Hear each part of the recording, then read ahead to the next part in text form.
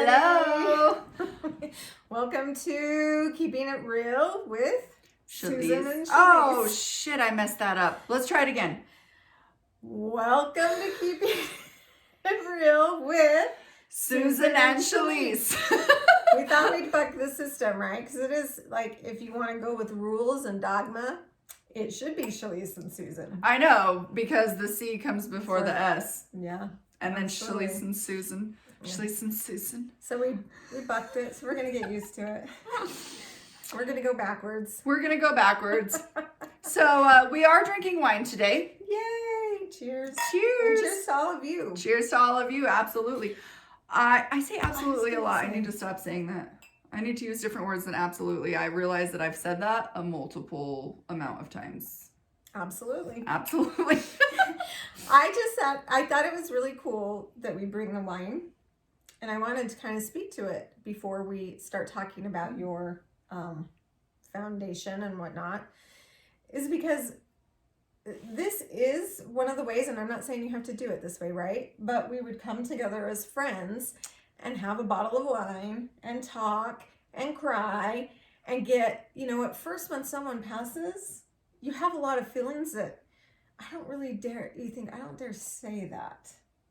Yeah. I don't dare tell people this emotion because it's not culturally okay. Right. And so it was through, having these times with like appetizers and drinks and even water and coffee. Okay. So it's not always alcohol, but the wine, in our promo video, we talked about wisdom with wine, and it's a big way that we have come together and bonded. Right. So whatever way you bond with people is, fabulous. This is just a way that we have done it. And I just wanted to cheers to that. Well, cheers to that.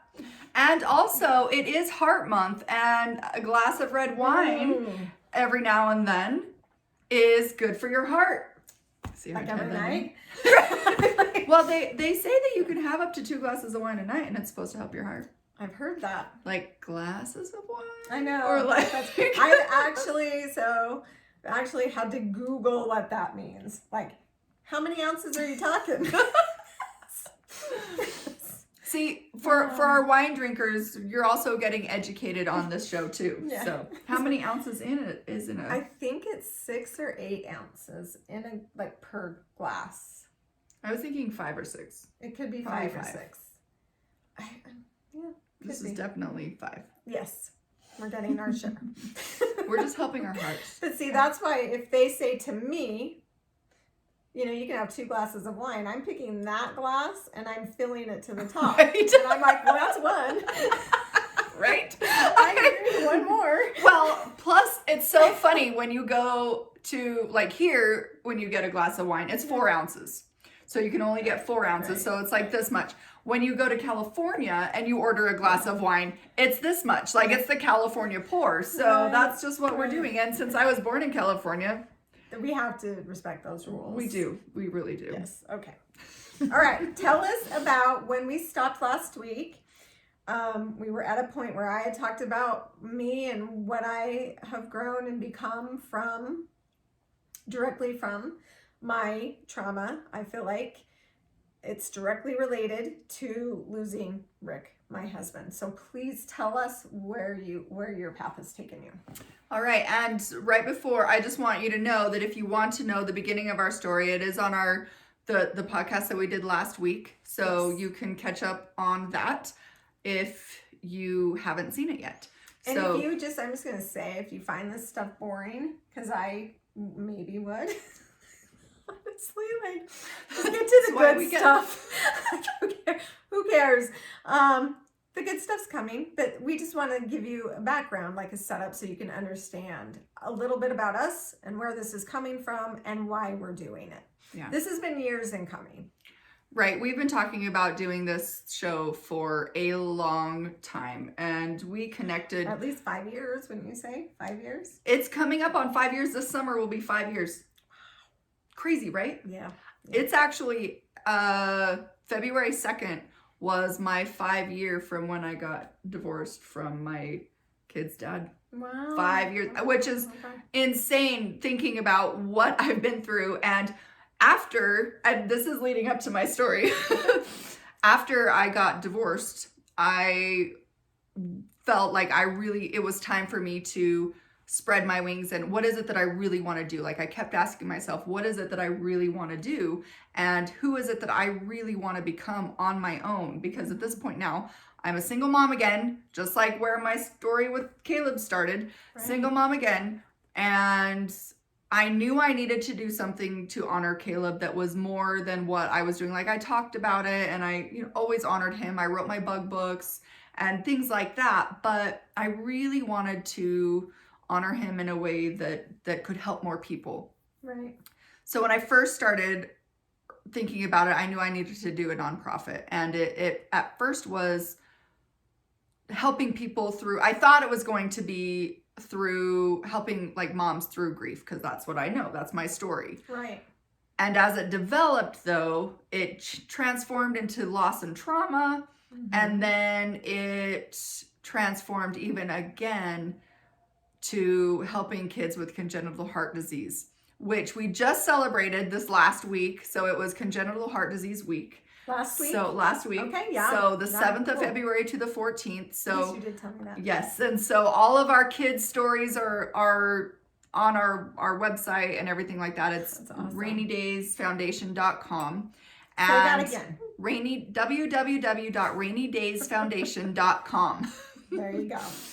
And we have just this incredible community of heart moms.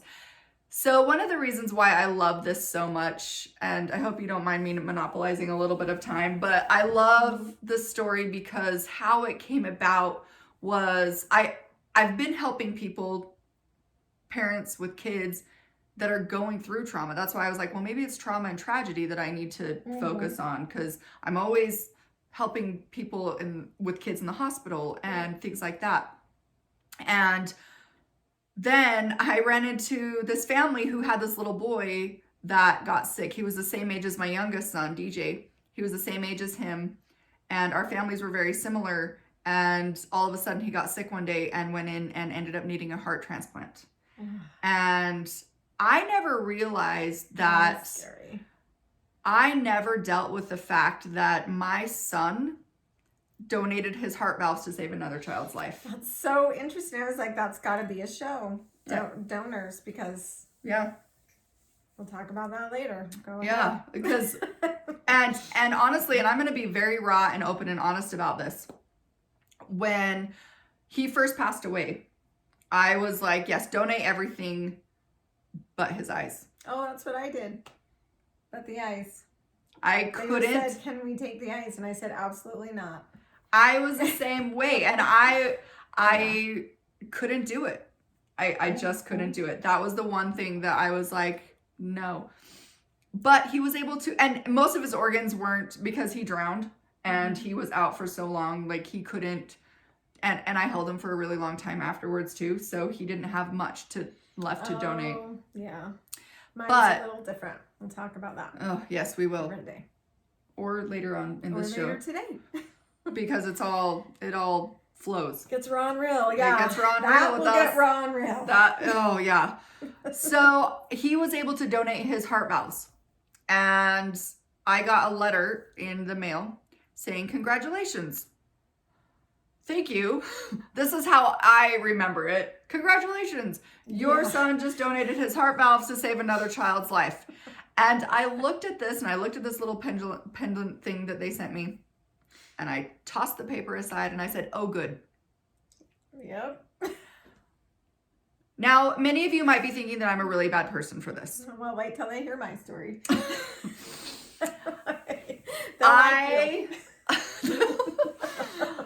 I did not know, as a 25-year-old single mom who just lost her entire world, how to deal with the fact that somebody else got life out of my son's death. It was not okay. And I never dealt with it. And I didn't realize how much I didn't deal with it. I did take the little pendulum thing that they gave, or it was not a pendulum, but the little... pendulum? No, it was a little plaque thing. Okay. And I went and I put it on his grave, and I was like, good job, buddy. And that was the end. And I forgot, like, I blocked that. And I don't do well at blocking things, but that I blocked. Mm-hmm. So 13 years later, when this is all happening, I was like, holy crap. I don't know if we're swearing on this one or not, but I was like, I did not ever deal with this. We're raw and real. We are raw and Keeping real. it So real? some keeping Raw it and real. Keeping it Keeping real. it raw. Right? We swear. I We- swear. yeah, Anyone who it's- knows me. Yeah. So I finally got to deal with the other side of it because I got to see the other side of it. And I got to see these little kids that are getting saved because of heart valves and heart transplants. And I got to have conversations, hard conversations with the other side, and be able to say, make sure you honor this family because what they're going through right now is saving your son Right. or your daughter or whoever. And they are all so amazing, and it's wonderful. And actually now I've got to the point where I tried to find whoever was the donor or whoever he donated it to, but I haven't been able to find that. But and I didn't want to at the time. I didn't want to. Yeah. But his name now got etched into the memorial thing. So now he is honored up at the donor wall up at Primary Children's. So that was huge healing for me. And it took me last year was when I finally was like writing the email to Primary Children's or the donor place. I don't remember exactly where it's at right now. I should find that and put that right there. I will do that. When you see this video, it will be down at the bottom of the screen. What are you putting there? Sorry. Just where the donation, where the donor company, I don't know if it's a company. The transplant, the people who send you a newsletter every month, those people? Yeah. Okay. Who put the memorial or Okay. put his name in the wall. Okay. Oh, okay. Yeah. Yes, thank you to them. Yes. Because I mean it is, and it's a process, and it took me 13 years to get there, and actually a little bit longer than that, because at that point, that's when I started to honor my heart kids. So that's why I honor them right now and help them. So now I'm saving little hearts. See, and it's all a heart thing because I love. Oh, my son was such a lover. Yeah. And he was just like everybody's best friend, and you know it was just great. So anyway, that's what I do now. Well, one of the things that I do now, but that's where my story with my son has taken me. So Yeah, that's really neat. So was it hard for you at first? So you said that you suppressed it and you didn't really think about it, right? So you took the pennant or whatever.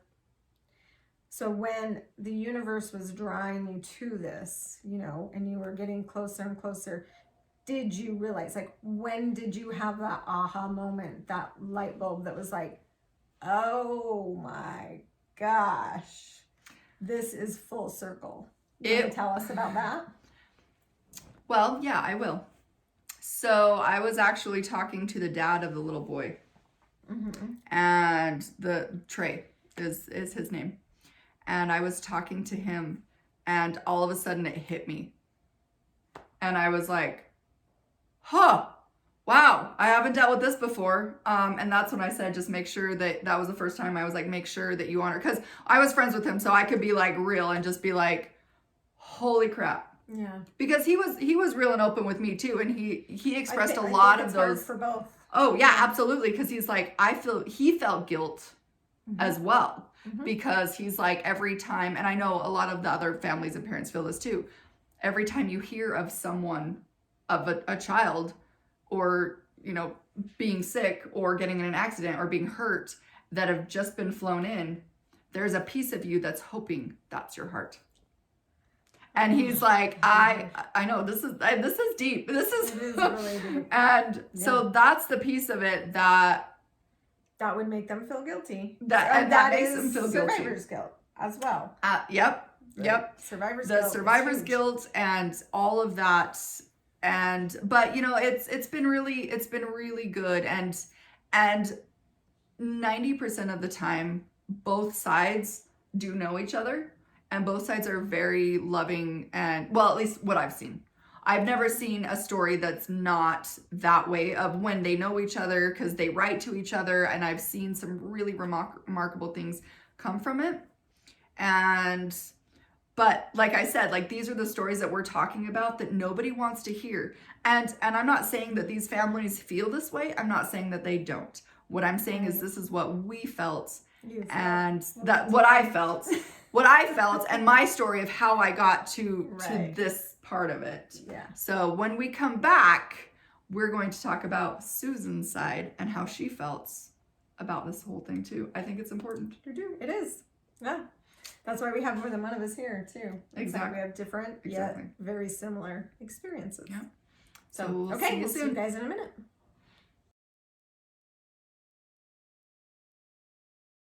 Hey everybody, welcome back to Keeping It Real with Susan and Chalese.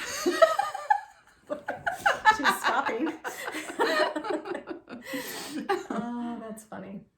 So before the break, yes, we were talking about my experience with Caleb, and that's my 4-year-old son that passed away, for those of you who don't know. And his donating his heart valves to save another child, and how I got involved with Rainy Days, and how now I help kids with congenital heart disease, creating that community and support system for them. Right. So while I was talking, though, Susan has stories, of course, of yeah. It's such a complicated subject. Oh yeah. And it's a really deep subject. Yeah, and it's also very sensitive. It's a sensitive subject, and it's not one that we can really keep light. No. And it's not one that we really joke about. And we also have a lot of feelings about it that I know for a fact that you, as receivers of transplants and donors of organs, have got to experience, and we don't want to shy around this topic, because it's okay to feel anything you're feeling. I think so. And this is going to be one of the hardest things about this show, because it is keeping it real. And as we share our feelings and our experiences, it might trigger you. And you may feel like we are harsh or unfeeling, or you were on the other side of it. And that's what we're trying to do. We're trying to open up a discussion. So if you are a receiver of a transplant, and you hear us talking about it, Chalese is a little more rounded. That's not my story yet. Then contact us. We want this to be about, healing and helping everyone in all the different angles. There's so many different angles. Yes. Because it's both, organ transplant is both a hard, painful thing, like I'm trying to not say thing, and at the same time it's also a wonderful, life-giving, rejoicing situation. Yeah. And so yeah, it is, like I can feel it getting heavy already. Yeah, it definitely is. So I remember, because Rick, my husband who passed away, we had conversations, and I'm not throwing out any accusations, so I'm just going to say that right out. But he was in the medical field, and he would always tell me to not put donor on your license plate or on your driver's license. And then he said to me, so it's up to you. If you really think that I'm going to pass, then you tell them they can have my organs. But unless they have proven it to you, don't. So I know that's a pretty keeping it real. Oh, okay. So, we went through extensive tests and whatnot to prove that he was really gonna go, and what we'd give away, and as far as organs, and they ligaments and muscle tissue, and that is a hard conversation to sit through, because I chose to give as much as I could out of wanting to be giving, and see hopefully some good out of a true tragedy for us. But it's not like it is in the movies where you get to sit and hold their hand and love them and hug them and send them peacefully off on their way. If you want to give them major organs, they have to be, alive to be able to go in and take those. So I had to say goodbye to him outside an operating room, knowing he was still alive. And then it's like they go through this list with you of like, how it is. We have it's like every single thing. And it is so numbing and difficult and hard. And do you know what's funny is I don't remember that. I don't remember. I remember it. I'll tell you why. Go ahead. No, I was just going to say, I don't remember that part of it. There was part of me that was still like, I know that I was still in shock. Like, and as they're talking to me, I'm still holding my 4-year-old in my arms. That's getting stiffer and stiffer and colder. Oh my God. Yeah. So I don't remember a lot of the conversations that they had. Right. I was sitting by the bedside holding hands and whatnot. And you are in a hospital room, I would imagine. Everyone's in there watching your loved one, understanding they're never coming back. And now you're saying what they get to take from them. It's rough. I do remember it very vividly though, because it was one of those moments where you speak up. Like I learned to speak up, and he passed on a Thursday, and my kids are all into sports and play football. They were all playing football, the older 3 at that time, and it was championship week, right? So on Saturday, they were going to have their games, and I did not want them having that burden that their dad had just, and so it was this conversation with the doctors, and doctors are doing the best they can. They have all these different situations, but I would not agree to let them do it until Sunday.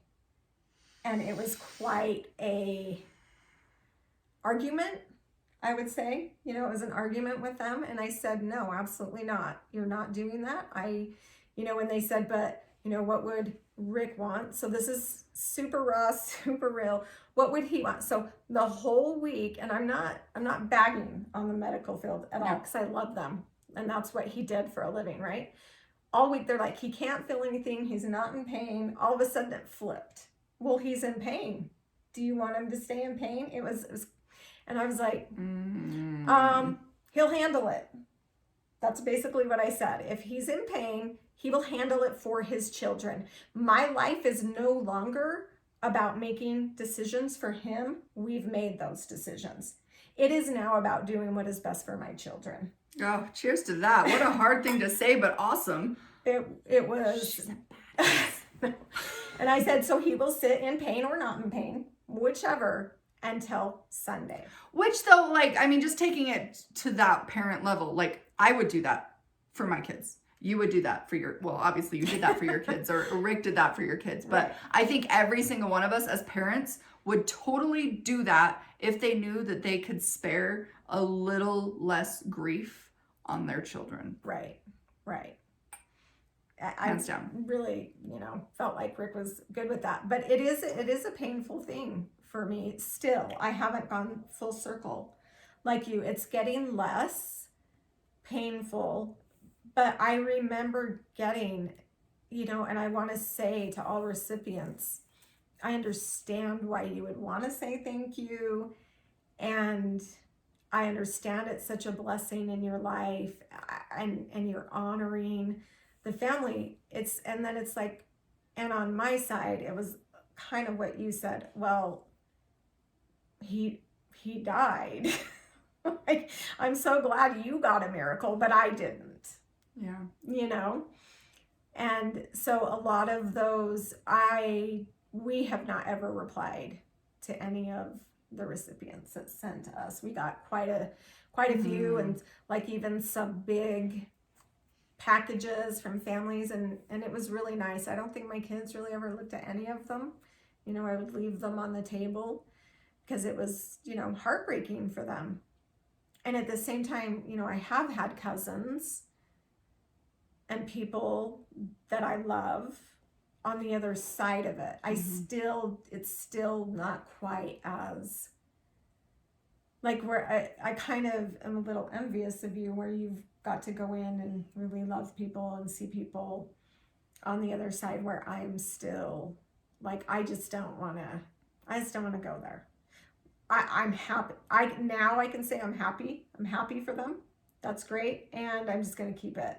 I'm going to stay unattached and at arm's length. It's like my brother, I think, knew one of them. And I was like, don't want to.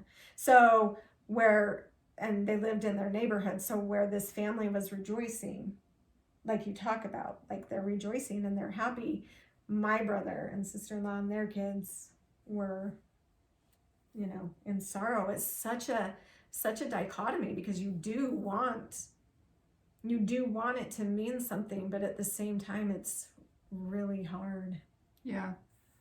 Oh yeah. And I know people that are so, and of course, like, that being said, people that are able to donate, once they're able to process it, and even if they can't meet that person face to face or can't get to that next level, it's not that they're not happy for you. That's not, we don't wish right that anything, we don't wish what we're going through on anyone. I guess how I would say it, is that I was more focused. It was like, great, yay, glad you're happy.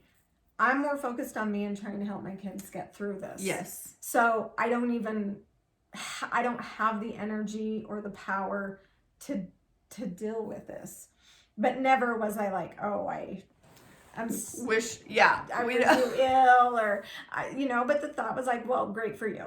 You got a miracle. Yeah. I didn't. So now I have to deal with the non-miracle and the life path that we've gone on, and everyone goes through hard things. I would imagine even having to be a recipient is traumatizing. Oh yeah, that is a trauma. That's why I say I hope anyone, if you've been a recipient, come on here, tell your side of it.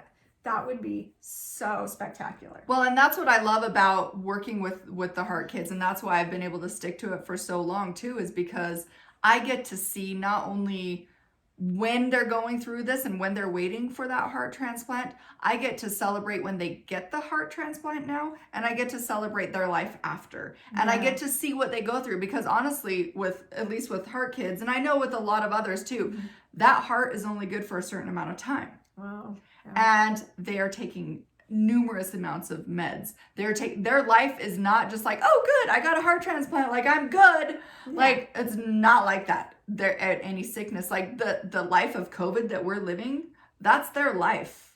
Oh wow, yeah. And so like that puts everything into a different perspective for me. So I'm really grateful that I've gotten to have this side of it. But it took 13 years. It was 13 years, almost to the day, which is crazy. That's pretty synchronistic. Yes. That whole year was extremely synchronistic. And I love that part. And that's why every time I start getting overwhelmed or thinking like, maybe I shouldn't, do a nonprofit, maybe it's time, especially like with COVID and everything kind of shut down and things slowed down a lot, and all my grand ideas have really slowed down. But at the same time, I'm like, I can't not do this. Like they're like I said, I think it was the last show that we had, like they're my kids. Like, they're my Heart Kids. I even had somebody come up to me once and were like, I was looking at your Facebook and I thought you had like 17 kids. I was like, I do. I do. Just 2 of them are and my angel baby, or my angel boy. But I think, I'm veering a little bit from what you're talking about. I think it's really important to say these are some of the things that it's very hard for people to verbalize. Yes. I can't tell you how long it took me to actually say to a person my feelings about the donation, because society, and especially people who have not had experience with it, or they have like not at that close of a level, it's celebrated. Yeah. Right? So then you have a guilt. This is celebrated and I'm not happy about it. Yeah. And if I say anything, now I'm going to get a lot of arrows in my back. and judgment, and people, hence why it's taken me 5 years to say to Chalese, yeah, okay, I can get on and talk about these things now. I've grown, I've got some bandwidth, you know, life's calmed down a bit, so I can get on and say this fully expecting that it's going to trigger people. The stuff we're going to say, it's going to trigger people. And that's the great thing. And we are at the end of our show today, but we want you to know that whatever you're feeling, whatever you're thinking, don't ever feel guilty. You will feel guilty. You will feel guilty, but know that the feelings that you're feeling are normal. Right. Know that you don't deserve to be shamed for them. It's not your fault. Oh, man. It's okay to feel whatever it is you're feeling. And that's what we love so much about each other, because we'll call each other sometimes and just be like, I am feeling this right now, and nobody else will understand. So that's why we're talking to you guys about it today. That's why we want to hear your stories. Please, again, subscribe, like, comment, share. Let us know your stories. We want more people on here. We want to hear your side of your story, because we know loss and grief happens in all kinds of different ways. Right. We've just experienced it in our way, but there are hundreds of losses out there, and they're all important. They're all validated. They're all valued, and they're all honored. So thank you so much for listening to us today. Thanks for being here. And we know this one got a little heavy, but we're going to be back next week. They're all going to get heavy at some point. It's a triggering thing. Like, wait till we talk about the stupid things people have said. Oh, jeez. So stay tuned for more. Love you guys. Thank you.